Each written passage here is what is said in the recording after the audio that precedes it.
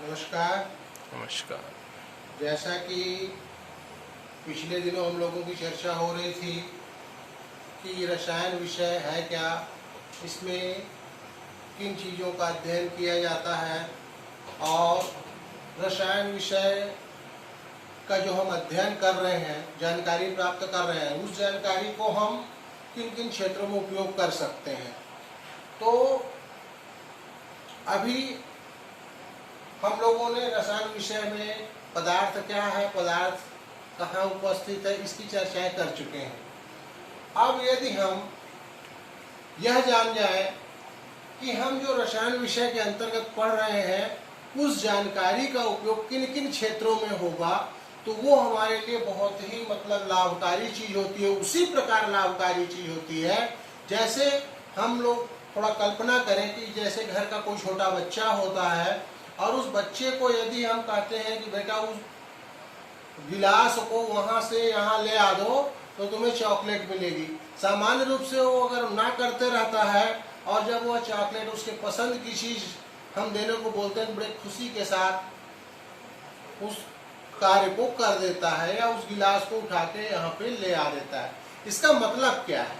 इसका सीधा मतलब है कि यदि व्यक्ति को लक्ष्य पता हो तो उस कार्य को करने में आनंद आता है। जैसे उस बच्चे को लक्ष्य पता था कि अगर मैं गिलास को वहां से उठाकर यहाँ रखूंगा तो मुझे चॉकलेट मिलेगा, और बच्चा खुशी खुशी उस कार्य को कर लेता है। बस उसी प्रकार जो साइंस के विद्यार्थी हैं, चाहे वो गणित संकाय के हो चाहे बायो संकाय के हो, अगर उनको लक्ष्य पता हो कि हम रसायन विषय पढ़ रहे हैं और उस रसायन विषय के पढ़ने से हम अपने जानकारी का उपयोग किन किन क्षेत्रों में कर सकते हैं या हमारे जानकारी का उपयोग किन क्षेत्रों में होगा, तो उस बच्चे को या आपको आनंद आएगा, उसी बच्चे की तरह आनंद आएगा जैसा वो चॉकलेट के लिए गिलास को ले आता है। तो चूंकि रसायन विषय पदार्थों का विज्ञान है और पदार्थ इस यूनिवर्स में हर जगह उपस्थित है, क्योंकि पदार्थ की आपने विशेषताएं देखी थी, द्रव्यमान का होना, आयतन का होना, ज्ञानेंद्रियों से पता लगाया जाना, उसके आधार में आपने बहुत सारा देखा कि इस यूनिवर्स में, इस ब्रह्मांड में बहुत से पदार्थ हैं। ये जो ग्रह नक्षत्र तारे हैं उनमें वो भी क्या है, पदार्थ है, अर्थात वहां भी आपकी जानकारी का इस्तेमाल होना है, क्योंकि रसायन विषय पदार्थों के अध्ययन का विषय है। तो अगर हम रसायन की जानकारी रखते हैं तो हम अपना उपयोग किन किन क्षेत्रों में कर सकते हैं।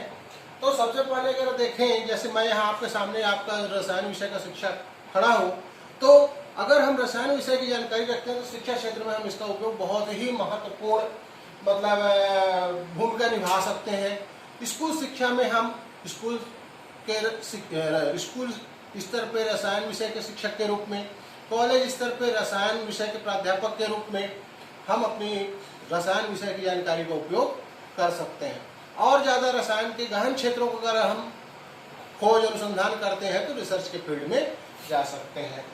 उसके बाद चिकित्सा क्षेत्र, रसायन विषय में जो भूमिका है वह पदार्थों से संबंधित है, और आपको उस दौरान मैंने कहा था कि आप भी पदार्थ हो, मैं भी पदार्थ हूँ, सजीव भी पदार्थ है, निर्जीव भी पदार्थ है। तो चिकित्सा क्षेत्र में रसायन विषय की बहुत बड़ी भूमिका होती है, क्योंकि जो चिकित्सक होते हैं वो मेडिसिन नाम के पदार्थ या पदार्थ का एक प्रकार समझिए, दवाई भी क्या है, पदार्थ का ही प्रकार है, पदार्थ ही है।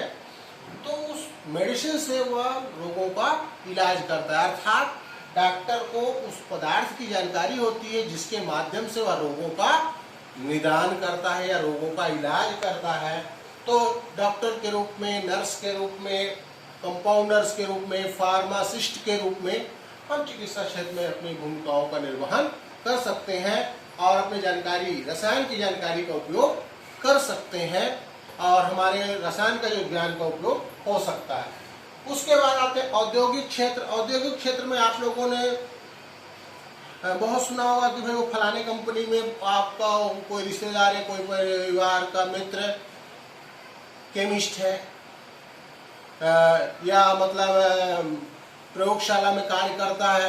इसका मतलब क्या है, हर कंपनी जो होती है अपने कंपनी के बनने वाले माल का क्वालिटी परीक्षण करती है। क्वालिटी सेक्शन होता है जहाँ पे उसकी शुद्धता और उसके सब चीज़ों की जांच होती है, अर्थात वहाँ पे रसायन विषय के जानकारी रखने वाले व्यक्ति का इस्तेमाल होता है। दूसरा जैसे स्टील सेक्शन वगैरह है और जो धातुएं वगैरह है जहाँ उनका निष्कर्षण होता है, मेटलर्जी जहाँ होती है, तो वहाँ पर भी रसायन विषय के जानकार का उपयोग, जानकारी का आवश्यकता होती है, जो केमिस्ट के रूप में या मतलब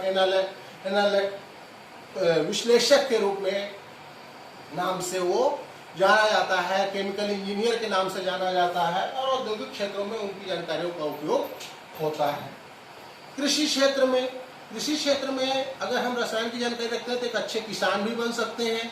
जैसे एक अच्छा किसान अपनी जमीन की कमियों को बारे में जांच करवा सकता है, उसकी जानकारी रख सकता है, उन कमियों को दूर करने के लिए आवश्यक मात्रा में जो फर्टिलाइजर है या पेस्टिसाइड है या इंसेक्टिसाइड है, इनका उपयोग वो कर सकता है और एक सफल किसान बन करके अपने रसायन की जानकारी का उपयोग कर सकता है। युद्ध के क्षेत्र में आप लोगों को पता होना चाहिए कि जो रसायन विषय जानकारी रखते हैं उनका केवल ऊपर बताए गए कार्य ही नहीं, इस समय जो आप देख रहे होंगे विश्व में बड़ा तनाव का माहौल चल रहा है, अमेरिका और चीन के बीच में बड़ा तनातनी चल रही है, भारत और चीन के बीच में बड़ी तनातनी चल रही है कि लड़ाई होने वाली है, युद्ध हो सकता है। तो युद्ध के क्षेत्र में भी रसायन के विषय की जानकारी रखने वाले व्यक्तियों का इस्तेमाल हो सकता है। आपको पता होना चाहिए परमाणु बम द्वितीय विश्व युद्ध में जापान के हिरोशिमा और नागासाकी में गिराया गया था अमेरिका के द्वारा परमाणु बम। और परमाणु बम जो है रसायन विज्ञान में जो सिद्धांत है, नाभिकीय सिद्धांत, जिसे हम कहते हैं विखंडन का सिद्धांत, नाभिकीय विखंडन का सिद्धांत, ये एक परमाणुविक घटना है, परमाणु क्रिया है, तो उस पर आधारित है और उसका उपयोग होता है परमाणु बम बनाने में। तो रसायन का अगर जानकार व्यक्ति है तो वह युद्ध के क्षेत्र में परमाणु युद्ध में भूमिका निभा सकता है। एक होता है रासायनिक युद्ध, ऐसे ऐसे बम बना दिए गए हैं कि रसायन को छोड़ दिया जाएगा और उस दुश्मन देश के सैनिक, दुश्मन देश के आदमी मारे जाएंगे, लेकिन वहाँ की चीज़ों का नुकसान नहीं होगा और जीतने वाला देश उन चीज़ों का इस्तेमाल कर सकता है और रासायनिक हथियार कहलाते हैं, जिसमें बहुत सारी जहरीली गैसें वगैरह होती हैं। आजकल इसे प्रतिबंधित किया गया है, लेकिन पहले बहुत उपयोग होता था, द्वितीय विश्व युद्ध में हुआ था। उसके बाद आते जैविक हथियार। इस समय आप लोग समाचार वगैरह सुनते होंगे, बहुत नाम कोरोना कोरोना कोरोना कोरोना नाम की बीमारी को आप देख रहे होंगे। अभी लॉकडाउन आप लोगों ने झेला है और अभी 5वां लॉकडाउन या इसे अनलॉकडाउन कह रहे हैं आप। ये जैविक हथियार के रूप में चीन इसका इस्तेमाल किया। ऐसे मैंने खबरें, ऐसे बंद समाचार चल रहा है कि इसको फैलाने वाला चीन है, जो कि इस वायरस को जैविक हथियार के रूप में उपयोग कर रहा है। मतलब यह भी एक ऐसा हथियार है जिसके माध्यम से दुश्मन देश के लोगों को बीमार कर दिया जाता है और दुश्मन देश को परास्त कर दिया जाता है। तो इस प्रकार से रसायन विषय की जानकारी रखने वाला व्यक्ति इन समस्त क्षेत्रों में अपनी जानकारी का उपयोग कर सकता है, अपनी भूमिका का निर्वहन कर सकता है, अपना कैरियर बना सकता है। और जब आपको ये जानकारी पता होगी तो आपको कार्य करने में अर्थात रसायन विषय के अध्ययन में आनंद आएगा। आज के लिए इतना ही। अगली जानकारी के लिए अगली क्लास, अगला वीडियो।